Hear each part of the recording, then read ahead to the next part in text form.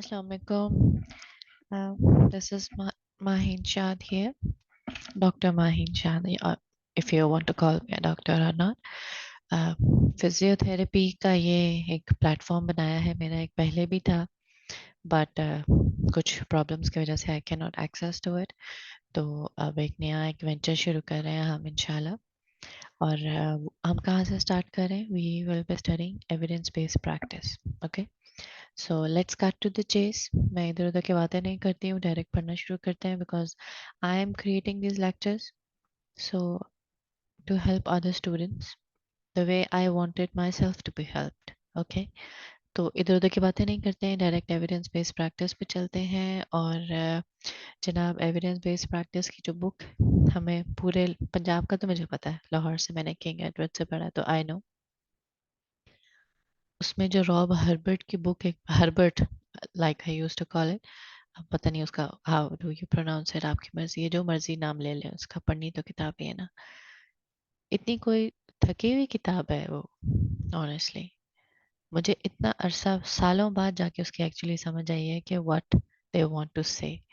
और जो बात वो कहना चाहते हैं वो इतनी कोई हार्ड एंड फास्ट कोई रॉकेट साइंस नहीं है, वो आराम से भी बताई जा सकती थी। So I just want to make it easier for other students here. और जिस तरह मुझे समझ आई है, आई विल हेल्प यू इंशाल्लाह। तो एविडेंस बेस्ड प्रैक्टिस जनाब है क्या? कि ऐसी प्रैक्टिस है, और जब हम प्रैक्टिस की बात करते हैं तो किस प्रैक्टिस की बात करते हैं? बेसिकली मेडिकल प्रैक्टिस की बात करें, क्योंकि मेडिसिन में पढ़ रहे हैं ना ये। तो एविडेंस बेस्ड प्रैक्टिस में ऐसी मेडिकल प्रैक्टिस जो कि बेस्ड है एक एविडेंस के ऊपर, ठीक है। इन अदर वर्ड्स, ऐसी मेडिकल प्रैक्टिस, अगर हम फिजियोथेरेपी की बात करें, क्योंकि फिजियोथेरेपिस्ट हैं हम इंशाल्लाह, आप बन रहे हैं, मैं बन चुकी हूँ। तो ऐसी फिजियोथेरेपी की प्रैक्टिस जो कि बेस हो कि किसी एविडेंस के ऊपर, ठीक है। अब ये एविडेंस वो जो क्राइम सीन वाला एविडेंस है, ये वो नहीं है। मेडिसिन के अंदर एविडेंस होता है जो साइंटिफिक रिसर्चेज होती हैं। जैसे हम कहते हैं ना कि डॉक्टर्स के बारे में एक कहा जाता है कि सारी जिंदगी पढ़ना पड़ता है। बेटा, वो गलत नहीं कहते थे, वाकई सारी जिंदगी पढ़ना पड़ता है। तो वो जो पढ़ना पड़ता है, वो क्या पढ़ना पड़ता है? दे आर, अब आगे हम डिस्कस करेंगे कि एविडेंस क्या होता है, इसको क्या कहते हैं। बेसिकली एविडेंस बेस्ड प्रैक्टिस, ये जो सब्जेक्ट है, इसके अंदर जो ज़्यादा फोकस है वो इस एविडेंस के ऊपर किया गया है, ठीक है। बाकी तो सीधी सी बात है, ऐसी प्रैक्टिस जो एविडेंस पे बेस्ड है। अब एविडेंस क्या है, उसके ऊपर ये सब्जेक्ट बेस्ड है कि what is this evidence actually. ये कंटेंट्स है हमारे लेक्चर के, आज का पहले लेक्चर में। सबसे पहले जनाब, ईबीपी की एक रटी डेफिनेशन है, एंड दैट इज, ऐसा मेथड है क्लिनिकल डिसीजन मेकिंग का और प्रैक्टिस का। बेसिकली क्लिनिकल प्रैक्टिस का, क्लिनिकल प्रैक्टिस क्या होती है? जो हम हॉस्पिटल्स में हम प्रैक्टिस करते हैं उसको क्लिनिकल प्रैक्टिस कहते हैं। ऐसे ही क्लिनिकल, और उस प्रैक्टिस के अंदर आप डेफिनेटली डिसीजंस लेते हैं। डिसीजंस किस चीज़ से रिलेटेड होते हैं? पेशेंट आया आपके पास बैक एक का, अब इसको अगर आपने कोई मोडालिटी लगानी है, तो are you going to use hot pack, या आप अल्ट्रासाउंड यूज़ करेंगे, या आप शॉर्ट वेव यूज़ करेंगे? अगर एक्सरसाइजेस के बात है तो क्या फ्लेक्शन बेस्ड एक्सरसाइजेस यूज़ करना चाहते हैं, या एक्सटेंशन बायस करना चाहते हैं? तो इसके दरमियान में आपने डिसाइड करना है ना। तो that is the clinical decision making, because we are making these decisions in a clinical setting, and while we are making these decisions we are practicing, okay. So उस practice का या उस clinical decision making का एक method है that integrates, मतलब कि जो उसके अंदर included है, किस चीज़ पे based है?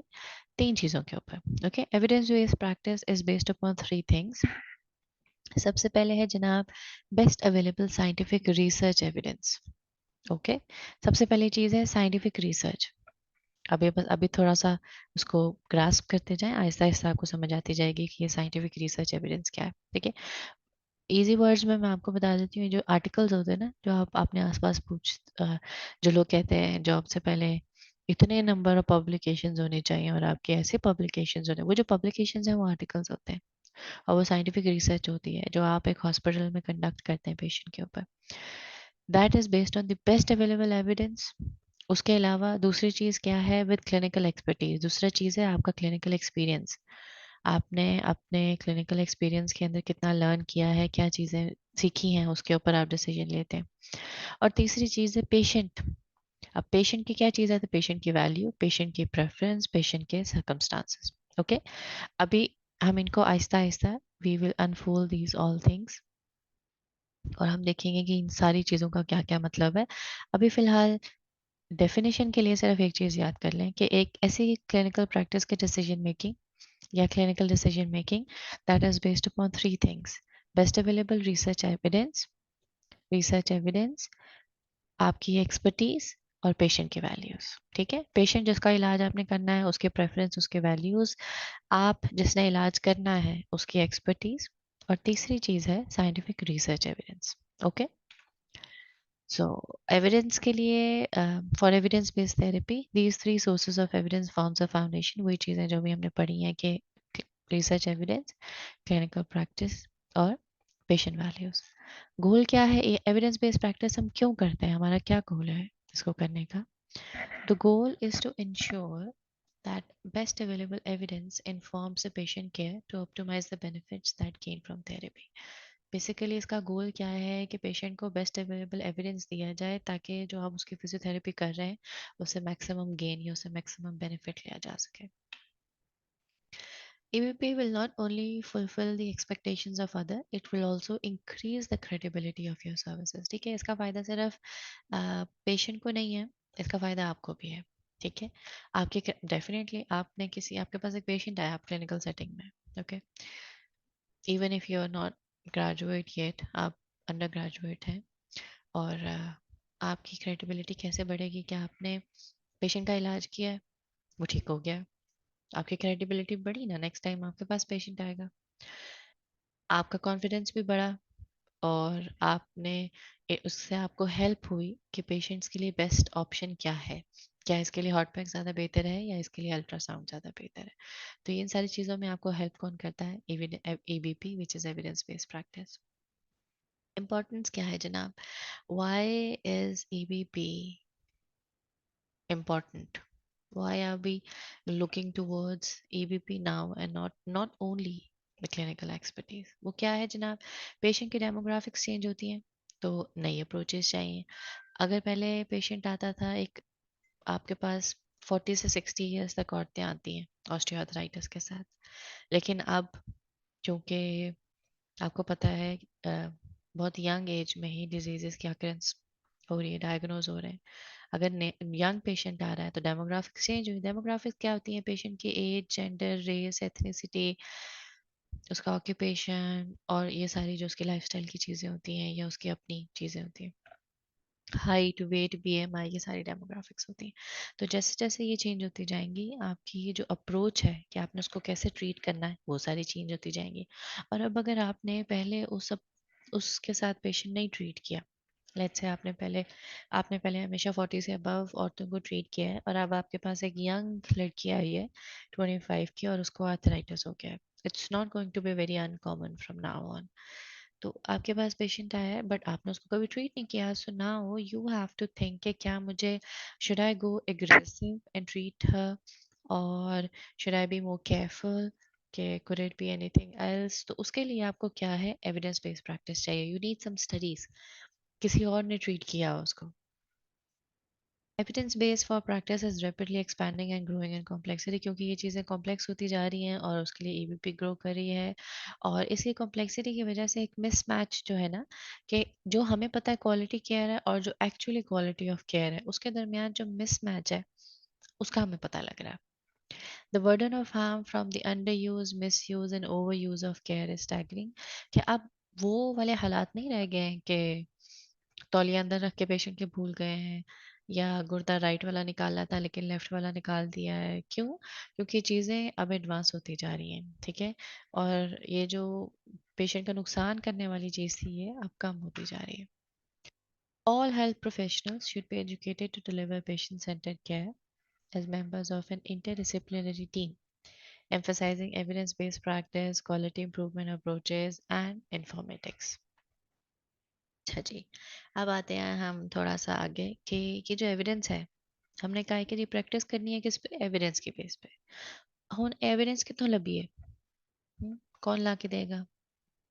आपने कहा कि जी हमें कह दिया है कि सिर्फ क्लिनिकल प्रैक्टिस नहीं चलेगी, सिर्फ पेशेंट के वैल्यूज पे नहीं चलेगा, कि आपको एविडेंस भी चाहिए। तो एविडेंस कहाँ से मिलता है आपको? क्लिनिकल रिसर्च से और बेसिक साइंस रिसर्च से। अब ये दो है दोनों रिसर्चेस। दोनों में फ़र्क क्या है? क्लिनिकल रिसर्च वो होती है जो एक हॉस्पिटल के अंदर पेशेंट एडमिट है, उसको आपने एक ट्रीटमेंट दी है, उसका प्री ट्रीटमेंट आपने, फॉर एग्जांपल मैं फिजियोथेरेपी से ही एक सिंपल एग्जांपल देती हूँ। पेशेंट थी जनाब sciatica का, थी या था, जो भी मुझे बना लिया, ठीक है। sciatica का पेशेंट था और उसको एसएलआर नहीं हो रही थी उसकी, ठीक है। पेनफुल थी बहुत। आपने उसकी प्री ट्रीटमेंट भी, उसके बाद आपने उसको ट्रीटमेंट दी, आपने मोबिलाइज किया, आपने नर्व को मोबिलाइज किया, जॉइंट को मोबिलाइज किया, उसको मोडेलिटी यूज की, वट एवर यू डिड। उसके बाद आपने पोस्ट ट्रीटमेंट उसकी जो रेंज ऑफ मोशन थी वो मेजर किया। ये थी क्लिनिकल रिसर्च, एक क्लिनिक के अंदर जो रिसर्च होती है। बेसिक साइंसेज रिसर्च होती हैं, ये फिजियोथेरेपी में नहीं होती हैं ज़्यादातर। ये बेसिक साइंसेज होती है ना, वो कौन सी होती है? एनाटमी, फिजियोलॉजी, फार्माकोलॉजी, पैथोलॉजी, ये जो थ्योरेटिकल सब्जेक्ट्स होते हैं, इनके अंदर जो रिसर्च, क्योंकि इनकी भी रिसर्चेज होती हैं, इनकी लैब्स होती हैं, तो इनकी जो रिसर्चेज होती हैं उनको हम कहते हैं बेसिक साइंस रिसर्च। और जो क्लिनिकल प्रैक्टिस की रिसर्चेज होती हैं, इसमें फिजियोथेरेपी वाले हैं, ऑर्थोपेडिक्स वाले हैं, मतलब कि जो एक्चुअली क्लिनिकल प्रैक्टिस जहाँ पे हो रही है ना, वहाँ पे जो रिसर्च है वो क्लिनिकल रिसर्च होती है। और बेटा हर बड़ी रिसर्च होती है हर जगह। आप जिस भी क्लिनिकल सेटअप में हैं, अगर आप हॉस्पिटल्स में जाएं तो आपको पता लगेगा कि आजकल किसी का भी रिसर्च के बगैर गुजारा नहीं है। Everyone is looking for it. Scientific research evidence is empirical evidence acquired through systematic testing of the hypothesis.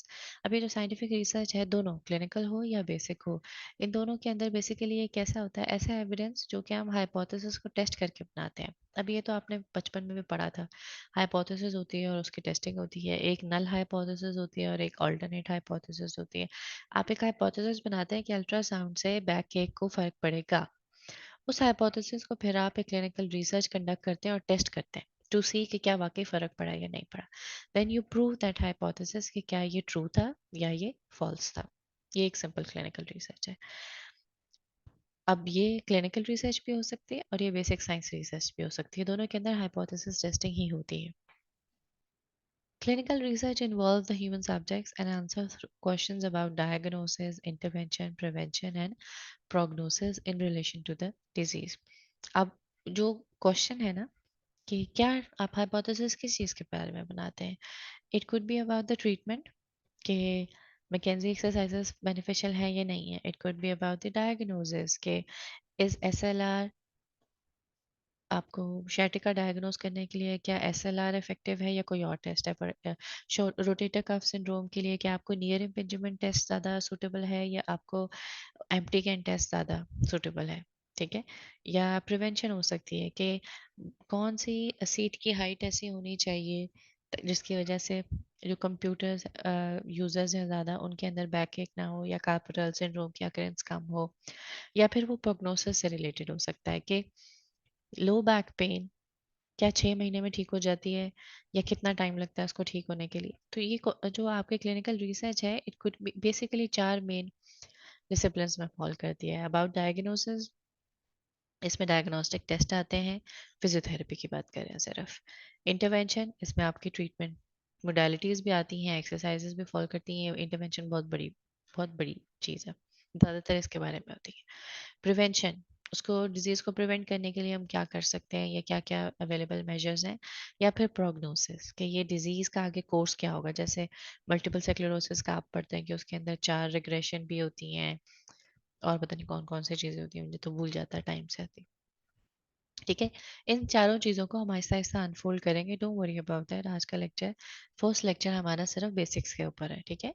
और अगर मैं फास्ट जा रही हूँ तो भी मुझे बताएं, अगर मैं स्लो जा रही हूँ तो भी मुझे बताएं।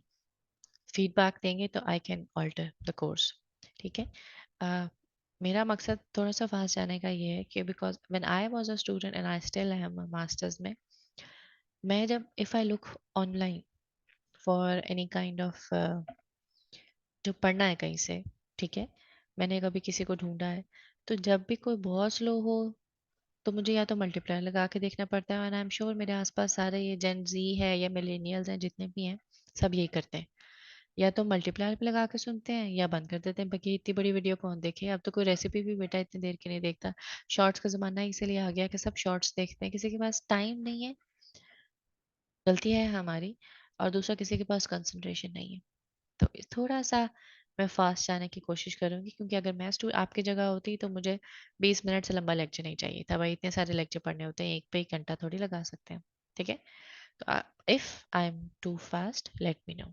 को मुझे समटाइम्स लोग ये भी कहते हैं कि आप तो रैप करती हैं। तो if I am rapping let me know, मैं थोड़ा सा स्लो कर दूंगी।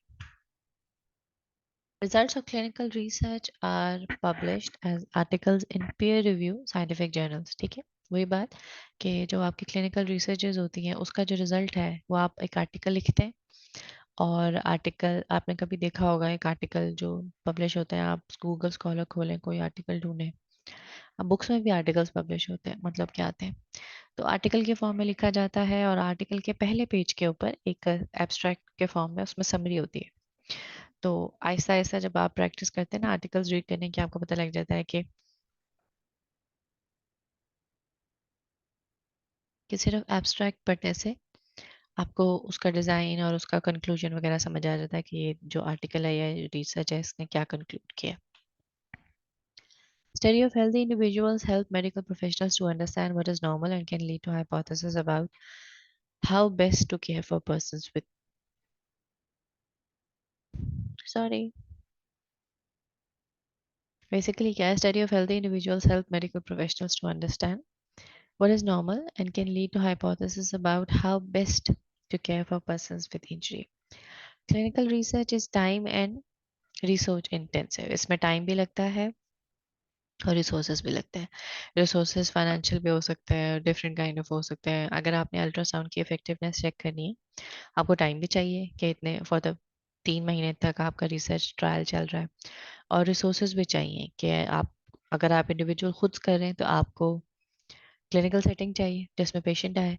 उसके बाद आपको पैसे चाहिए मोडालिटी खरीदने के लिए, तो रिसोर्सेज भी लगते हैं।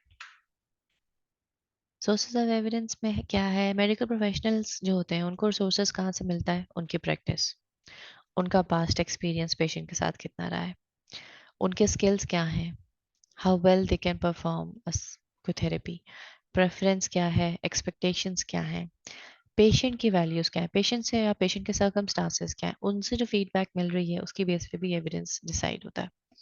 और पेशेंट के लिए रिसोर्सेज कहाँ से मिलते हैं, उनको डॉक्टर बताएगा कि उनके लिए क्या चीज़ ज़्यादा फायदेमंद है।